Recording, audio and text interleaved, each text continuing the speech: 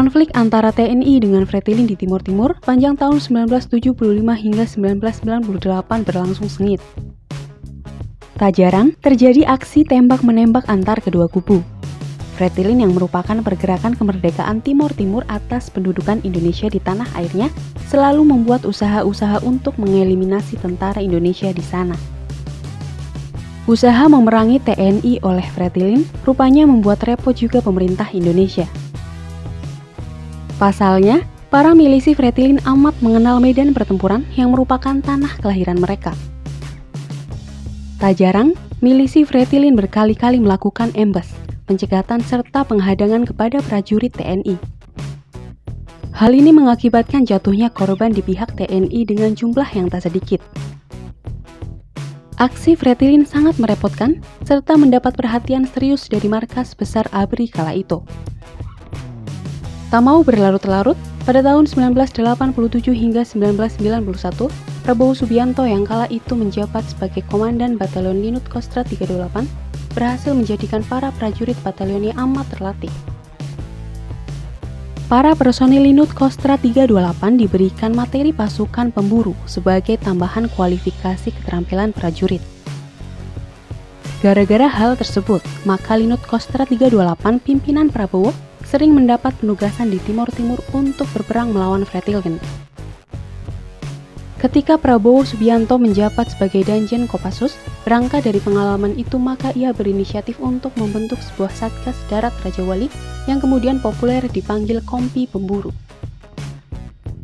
Pembentukan Satgas Raja Wali Kompi Pemburu ini dimaksudkan agar satuan infanteri biasa di Kodam-Kodam TNI Angkatan Darat memiliki kemampuan sebagai pasukan elit yang tahan banting.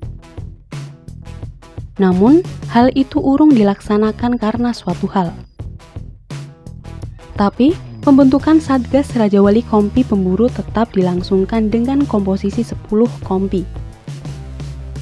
10 kompi itu berisi kompi para Kopassus, 3 kompi marinir, dan 5 kompi batalion infanteri TNI AD.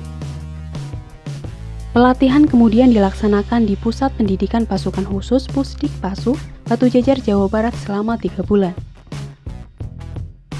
Calon-calon prajurit pemburu dilatih dengan kualifikasi penjejakan, patroli jarak jauh, pertempuran hutan gunung, silent kill, penyergapan hingga kemudian serangan mobile udara atau RSO. Jika lulus dalam pelatihan, maka setiap personil berhak menyandang privet Raja Wali dengan 2 cakarnya memegang pedang dan di bawahnya terukir tulisan pemburu. Pelatihan yang berat dan intens ini akhirnya menunjukkan hasil yang luar biasa ketika di lapangan. Satgas Raja Wali Kompi Pemburu langsung diterjunkan di medan peperangan Timur Timur. Pola pergerakan Kompi Pemburu TNI ini amat dinamis dan terus bergerak, menjejak, serta memburu hingga tuntas, setidaknya membuat GPK atau Gerombolan Pengacau Keamanan Fretilin ciut nyali. Dengan taktik jaring laba-laba, yakni unit bergerak dalam 4 poros saling melindungi, yang mana tiap poros ada 1 grenadir sebagai senjata penghancur serta membentuk pola jaring laba-laba. Dijamin musuh yang masuk killing ground taktik tersebut akan tewas dihabisi oleh Satgas Raja Wali Kompi Pemburu. Meski akhirnya hanya bertugas beberapa tahun di Timur Timur, kehadiran Satgas Raja Wali membuat moral bertempur milisi Fretilin ambruk. Bahkan, ada kesaksian dari mantan milisi Fretilin serta Timur Timur merdeka dari Indonesia.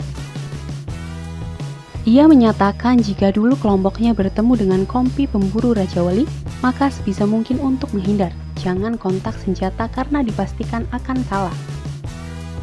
Satgas Raja Wali Kompi Pemburu kemudian dibubarkan setelah selesainya konflik Timur Timur.